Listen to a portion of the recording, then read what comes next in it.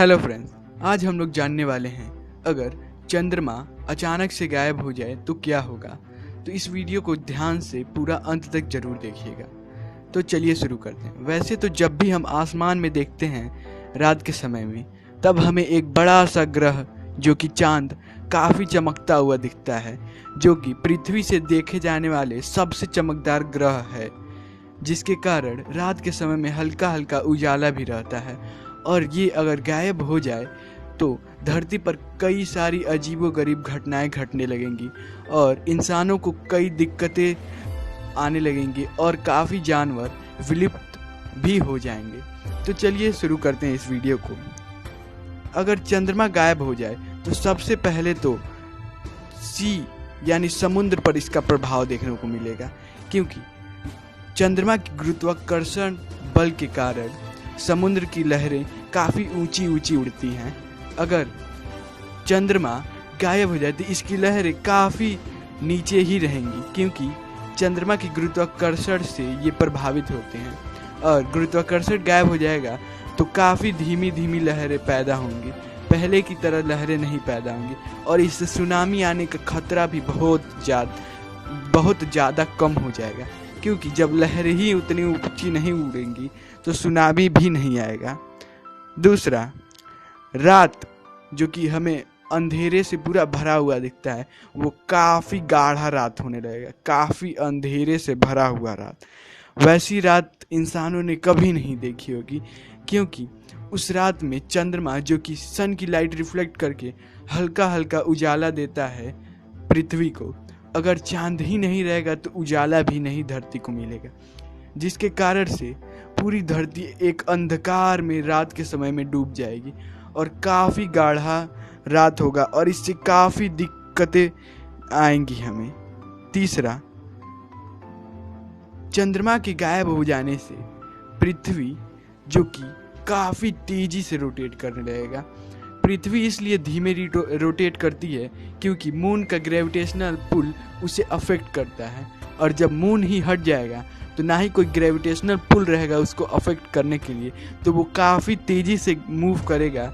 और एक दिन जो कि आज 24 घंटे का होता है, वो तब चंद्रमा गायब होने के बाद 6 घंटे का ही बस रहेगा, जिससे आप समझ सकते हैं कि काफ़ी ज़्यादा इंसानों की प्रॉब्लम पैदा होगी। चौथा, कोई भी चंद्र ग्रहण सूर्य ग्रहण नहीं होगा। जी हाँ दोस्तों, अगर चंद्रमा ही नहीं रहेगा तो ना ही सूर्य ग्रहण होगा और ना ही चंद्र ग्रहण। चंद्र ग्रहण तो समझ में आता है, पर सूर्य ग्रहण क्यों नहीं होगा? क्योंकि सूर्य ग्रहण तभी होता है जब सूर्य और पृथ्वी के बीच में चंद्रमा आ जाता है, तब हमें सूर्य ग्रहण देखने को मिलता है।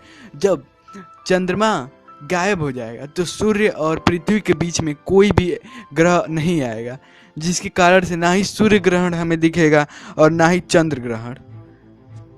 5, तब हमें एक अलग तरीके का ग्रहण दिखेगा जो कि शुक्र ग्रहण होगा। इस ग्रहण में ऐसे तो ये काफ़ी दूर है शुक्र ग्रहण, लेकिन हमें काफ़ी मुश्किलों से शुक्र ग्रहण को देखने को मिलेगा, क्योंकि वैसे तो शुक्र ग्रह हमसे काफ़ी दूरी पर स्थित है। और दूसरी बात ये कि शुक्र ग्रहण काफ़ी दिनों में एक बार होता है, जैसे कि इसको आखिरी बार 2012 में देखा गया था, और साइंटिस्टों के अनुमान से अब इसे 2117 सन में देखा जाएगा। तो आप समझ सकते हैं कि ये कितनी मुश्किलों से इंसानों को दिखेगा। 6, रात के जीवों के लिए चंद्रमा गायब होना जैसे उनकी आंखें गायब होना कहा जा सकता है, क्योंकि रात में जो जानवर सक्रिय होते हैं, यानी जो जानवर रात के समय में शिकार करते हैं, उन जानवरों को काफ़ी दिक्कत होगी नेविगेशन में। उन्हें कुछ दिखाई तो देगा ही नहीं, क्योंकि चंद्रमा गायब होने से पृथ्वी पर अंधेरा बहुत गाढ़ा होगा और बहुत काला अंधेरा होगा, जिसके कारण से काफ़ी जानवरों को दिखेगा ही नहीं, और दिखेगा नहीं तो वो शिकार भी नहीं कर पाएंगे और इनकी वजह से उनकी भूख से मृत्यु हो जाएगी। और काफ़ी जानवर अपने आप को अडॉप्ट भी कर सकते हैं, लेकिन काफ़ी जानवर जो कि रात में सक्रिय होते हैं वो विलुप्त हो जाएंगे। और 7th और आखिरी, इस फैक्ट में हम लोग ये जानेंगे कि अगर पृथ्वी से चंद्रमा हट जाए तब काफ़ी हो सके तो पृथ्वी पर जीवन ही ना पनप पाए, क्योंकि आपने कभी भी चंद्रमा की फिगर देखी होगी पिक्चर, तो उसमें आपको बड़े बड़े धब्बे धब्बे से दिखाई देते हैं। वो और कुछ नहीं बल्कि उल्का पिंडों के गिरने से वो निशान बने हुए हैं। अगर पृथ्वी से चंद्रमा अलग हो जाए तब जितने भी उल्का पिंड है वो सारे पृथ्वी पर गिरेंगे, और पृथ्वी पे गिरेगा तो ये लाइफ के लिए बहुत हार्मफुल होगा, और इसके कारण से सारी वनस्पतियाँ और लिविंग बींग्स सब समाप्त हो जाएंगे। और चंद्रमा हमें उल्का पिंडों से काफ़ी ज़्यादा हद तक प्रोटेक्ट करके रखती है, जिसके कारण से अगर चंद्रमा हट गया तो हम भी समाप्त हो जाएंगे और ना ही इस धरती पर कोई भी लिविंग ऑर्गेनिज्म नहीं बचेगा। फिर भी एक और सवाल आता है हमारे मन में, अगर चांद फट जाए तो?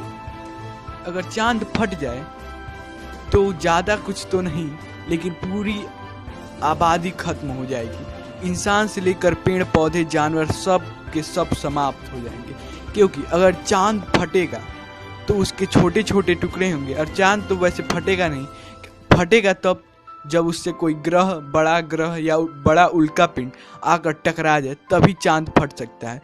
और जब वो चांद फटेगा तब उसके छोटे छोटे टुकड़े पूरे ब्रह्मांड में फैल जाएंगे, और जिसके फैलने से वो उल्का पिंडों के रूप में बदल जाएंगे, और धरती के ग्रेविटेशनल पुल के कारण वो धरती की तरफ खींचे चले जाएंगे। छोटे उल्का पिंड तो धरती की सतह तक नहीं पहुंच पाएंगे, लेकिन बड़े बड़े उल्का पिंड धरती के सतह तक पहुंचकर काफ़ी अच्छी खासी तबाही मचा सकते हैं। उनके कारण से, जैसा कि इतिहास में एक बार हो चुका है कि बड़ा उल्का पिंड गिरने के कारण डायनासोर का पूरा खात्मा ही हो गया, वैसे ही अगर चंद्रमा फटा और उसमें से बड़ा उल्का पिंड धरती पर गिरा तो पूरी मानव जाति समाप्त हो जाएगी, और साथ ही साथ पूरे जानवर और पूरी मछलियाँ जितनी समुद्र है सब के सब समाप्त हो जाएंगे। इसीलिए चंद्रमा हमारे लिए काफ़ी इम्पॉर्टेंट रोल प्ले करता है हमारे लाइफ में। Thank you for watching. अगर वीडियो अच्छा लगे तो लाइक शेयर सब्सक्राइब जरूर कीजिएगा।